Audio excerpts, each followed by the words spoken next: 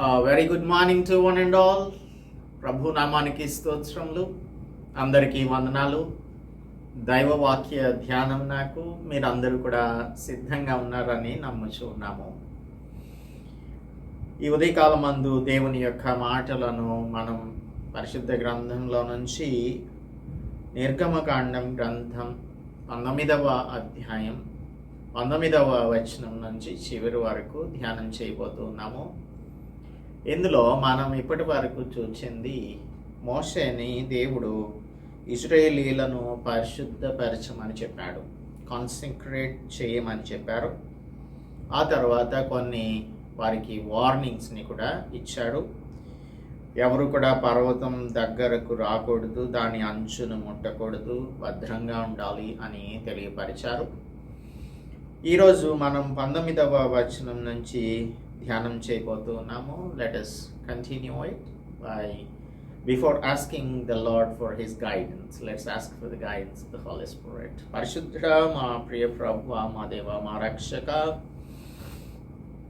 మరి యొక్క ఉదయకాలమందే మీ పాదముల చెంత మేమందరం కూడా మీ కృపా వార్తను వినడానికి మమ్మల్ని తోడ్కొని వచ్చినందుకు స్తోత్రములు చెల్లిస్తున్నాము. తండ్రి, మీ మాటలు మాకు జీవమును అనుగ్రహించేవి, మేము నడవవలసిన మార్గములను మాకు బోధించేది మీ వాక్యమే తండ్రి.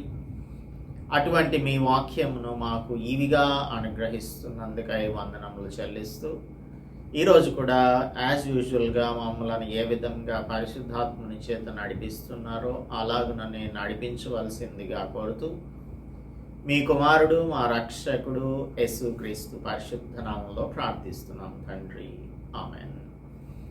Welcome to the meditation of the book of exodus. నిర్గమకాండం గ్రంథం ధ్యానాన్ని మనం చేస్తున్నాము. 19వ అధ్యాయం 19వ వచనం చదువుతున్నాను. Let us read verse 19 of chapter 19 Exodus. ఆ బూర ధ్వని అంతకంతకు బిగ్గరగా మ్రోగెను. యెహోవా అగ్నితో సినాయి పర్వతం మీదకి దిగి వచ్చినందున అదంతా కూడా ధూమమయమై ఉండెను అని 18వ వచనం చెప్తుంది. దాని ధూమం కొలిమి ధూమం వలె లేచెను, పర్వతం అంతయు మిక్కిలి కంపించెను. ఇప్పుడు ఆ దేవుని యొక్క సన్నిధిని మనం చూస్తున్నాము. ఇజ్రాయెలైట్స్ చూస్తున్నారు. బూర ధ్వని వినిపిస్తుంది. ఆ బూర ధ్వని అంతకంతకు బిగ్గరగా మ్రోగింది అని 19వ వచనం చెప్తుంది. So the trumpet sound became very loud continually. ద్వితీయోపదేశకాండం 33:2లో మోసెస్ చెప్తూ ఉన్నాడు. అక్కడ జరిగినటువంటి విషయాన్ని ఇంకొంచెం ఎలాబరేట్గా ఆయన చెప్తున్నటువంటి మాటలను చూద్దాము. మోషే, దైవజనుడైన మోషే వారిని దీవించుచు చెప్తూ ఉన్నాడు. యెహోవా సినాయి నుండి వచ్చెను, శేయీరులో నుండి వారికి ఉదయించెను. ఆయన పారాను కొండ మీద ప్రకాశించెను, కొండ నుండి ప్రకాశించెను. వేవేల పరిశుద్ధుల సమూహముల మధ్య నుండి ఆయన వచ్చెను. వేవేల పరిశుద్ధుల మధ్య నుండి ఆయన వచ్చను అని అంటున్నాడు. So here Moses he is trying to tell us that the revelation of God took place through the whole wilderness. అందుకని షేయీర్ని గురించి మెన్షన్ చేస్తున్నాడు. సినాయి పర్వతం, షేయీర్ నుంచి, పారాను కొండ నుంచి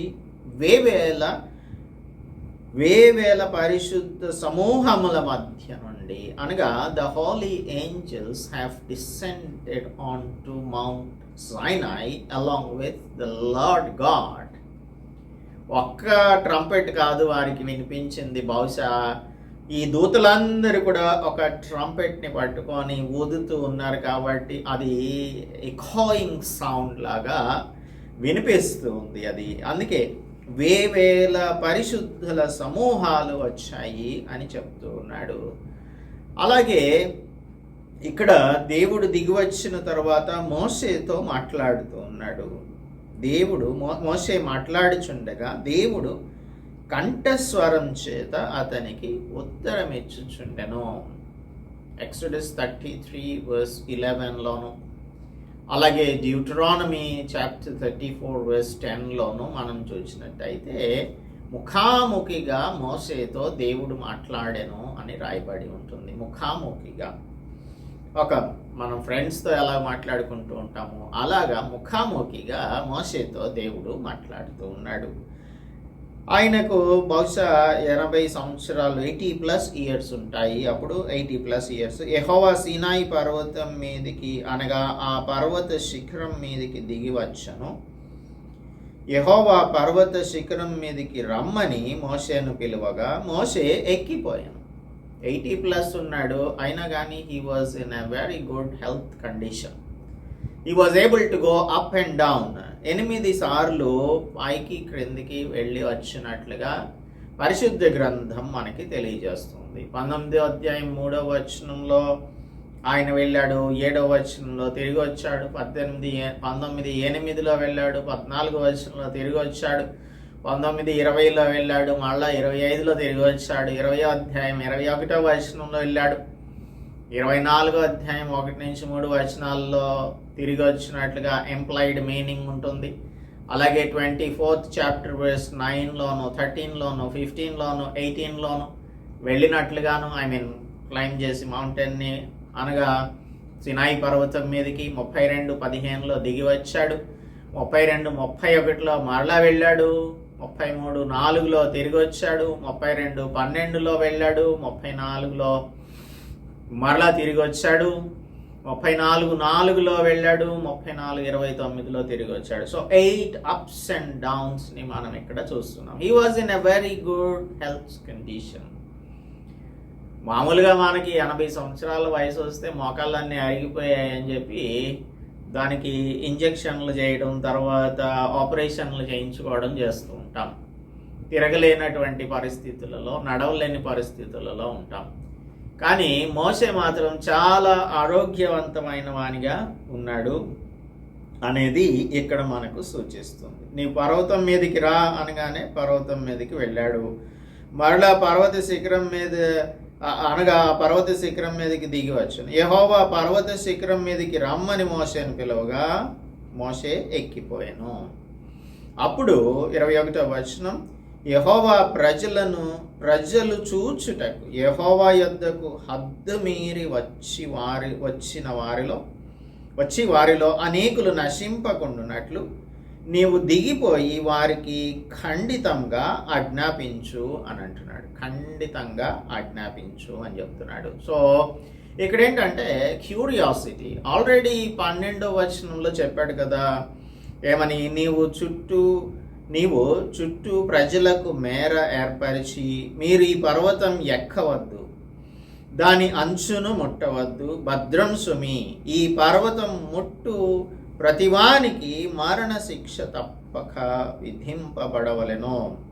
ఆ తర్వాత 13వ వచనంలో కూడా ఎవడునో చేతితో దాన్ని ముట్టకూడదు, ముట్టినవాడు రాళ్లతో కొట్టబడవలెను లేక పొడవబడవలెను, మనుషుడు కానీ మృగం కానీ బ్రతకకూడదు, బోరధ్వని చేయనప్పుడు వారు పర్వతం యొద్దకు రావలెను కానీ ముట్టకూడదు అని చెప్పాడు.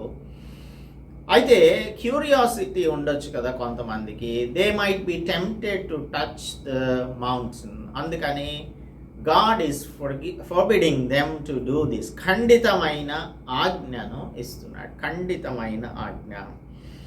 Nobody should touch the mountain.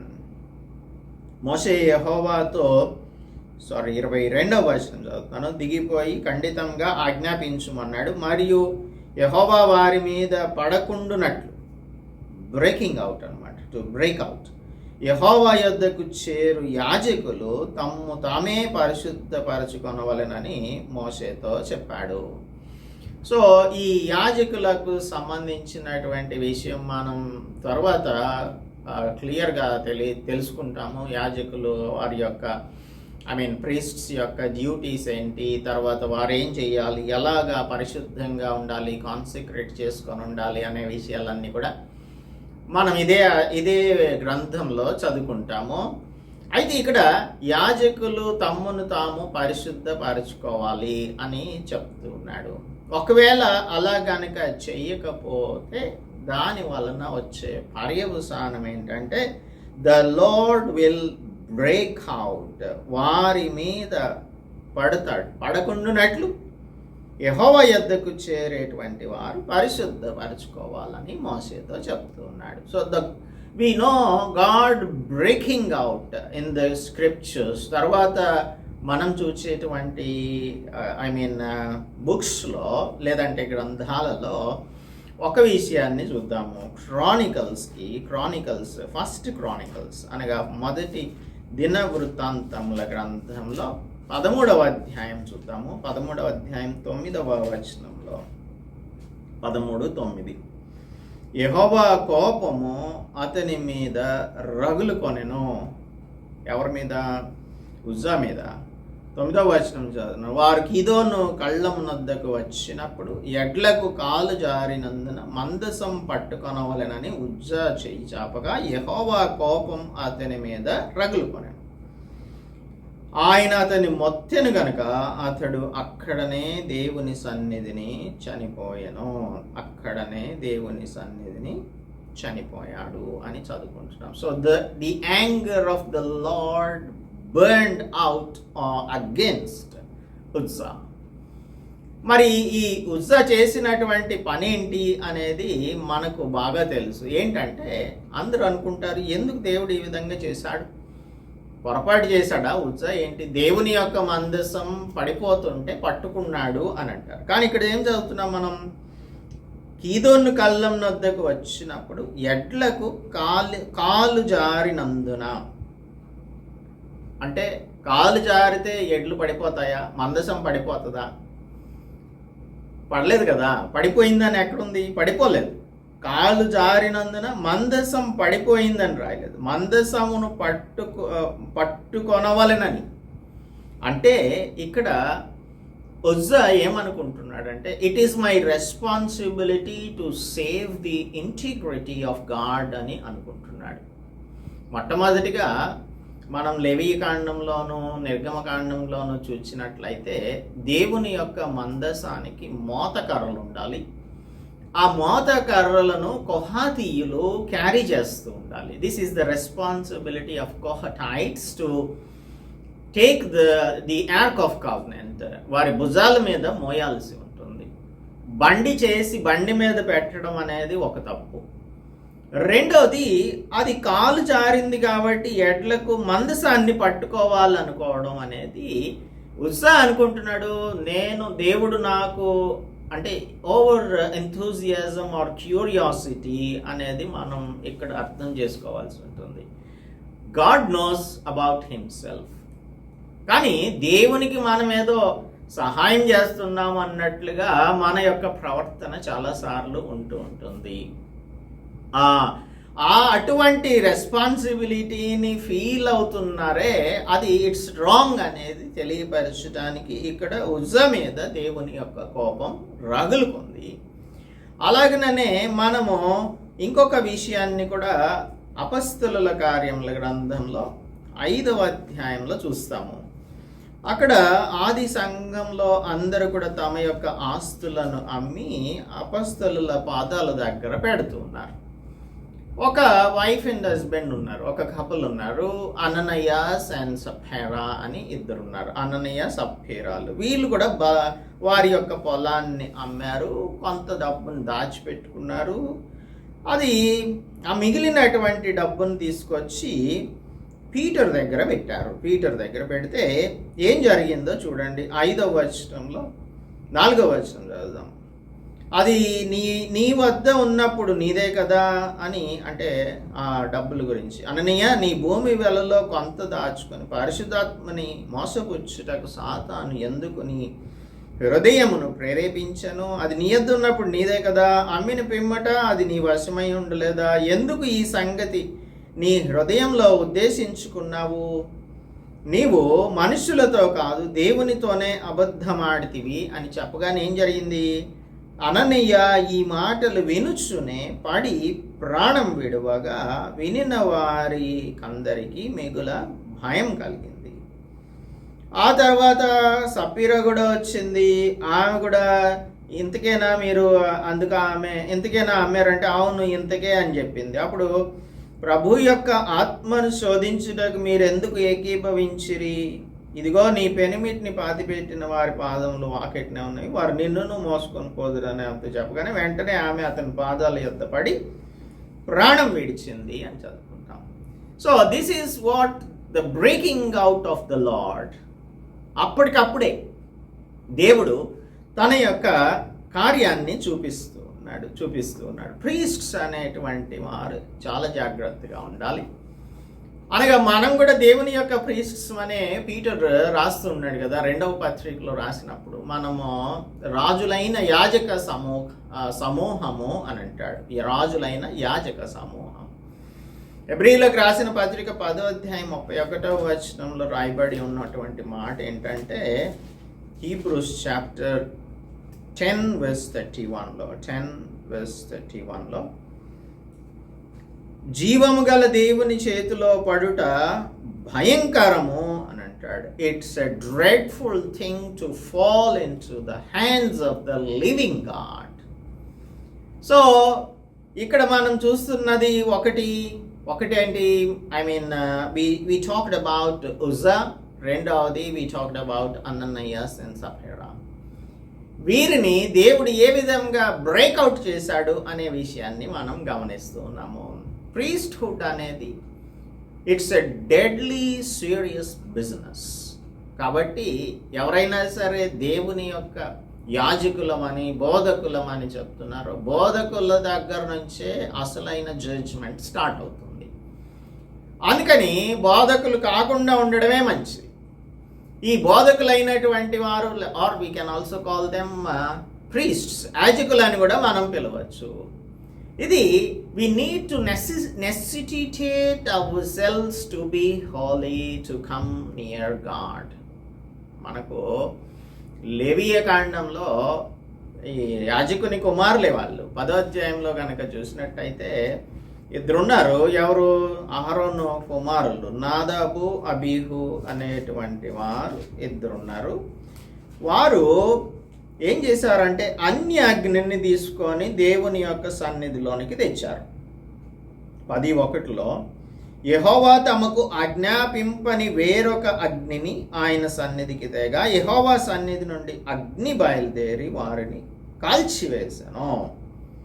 వారు యెహోవా సన్నిధిని మృతి పొందిరి. దేవుని యొద్ద నుంచి అగ్ని వచ్చి కాల్చేసింది.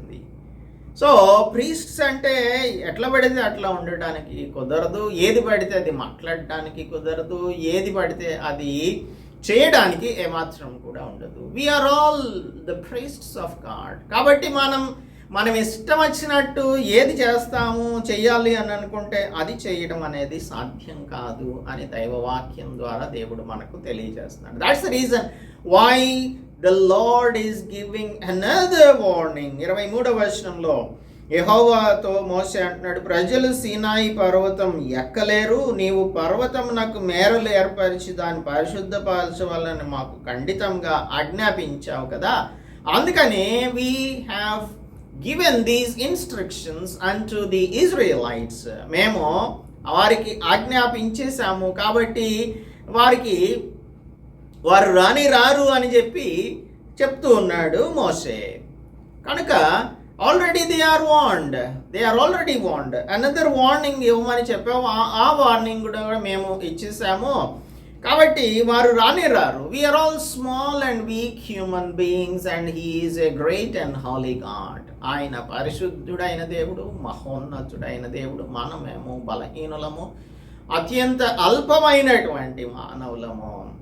మనకు ఈ కంటిన్యూల్ అవేర్నెస్ ఆర్ కాంట్రాస్ట్ మనకి ఎప్పుడు కూడా మన యొక్క హృదయములలో ఉండాలి.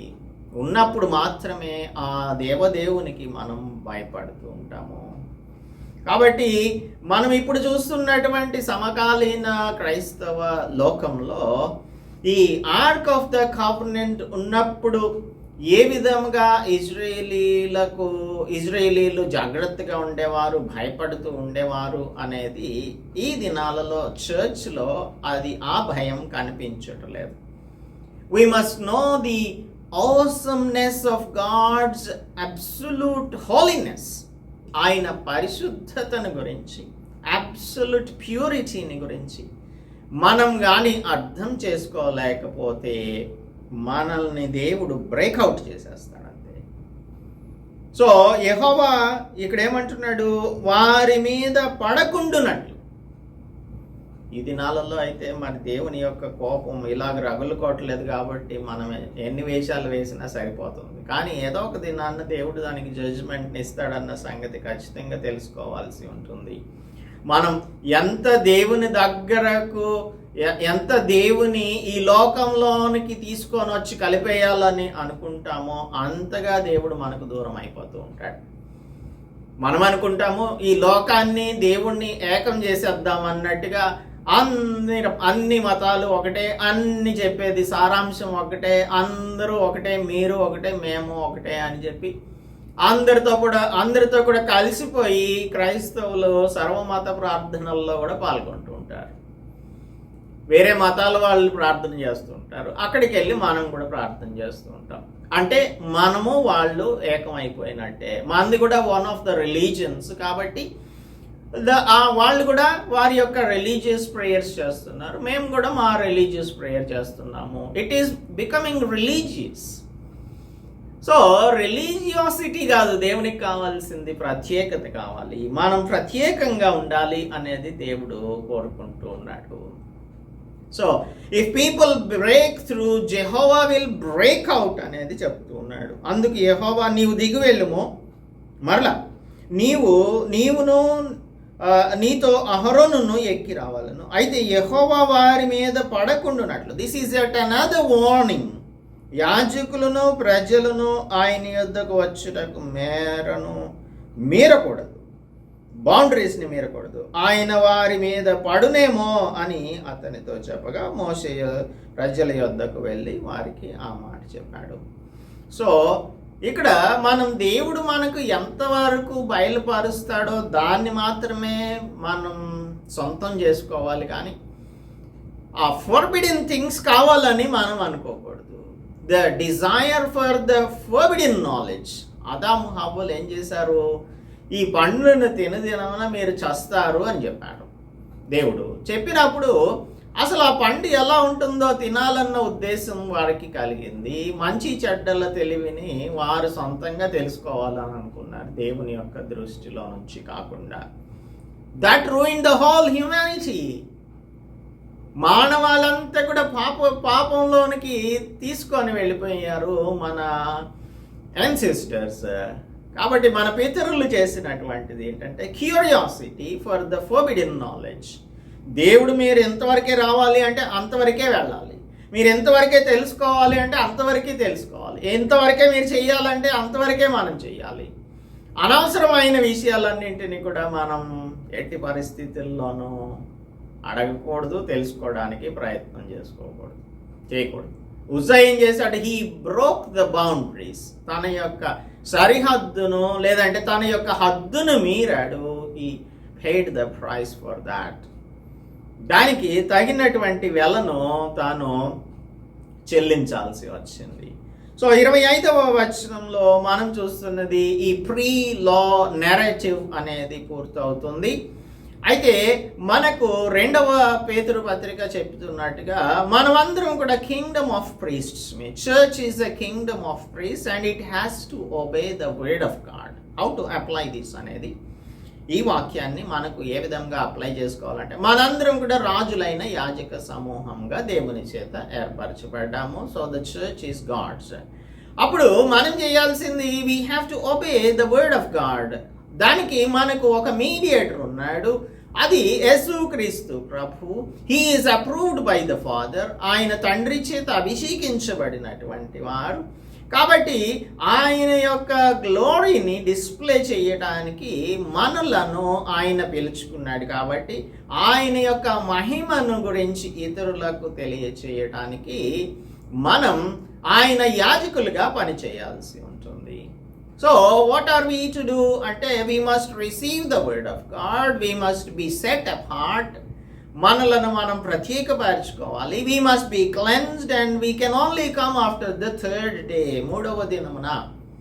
2 దినాలు వీరు పరిశుద్ధపరచబడిన తర్వాత 3వ నాటికి 11వ వచనంలో, that is the resemblance that are the symbolism that Christ Jesus will rise again on the third day. యేసుక్రీస్తు ప్రభువు పునరుద్ధానుడై తిరిగి లేచిన దానికి సదృశ్యంగా ఉంటుంది. So we can come only after Christ resurrected. ఆ తర్వాత we must respect God's boundaries, ఆయన హద్దులను మనం రెవరెన్స్తో చూడాల్సి ఉంటుంది. And also we must restrain the flesh.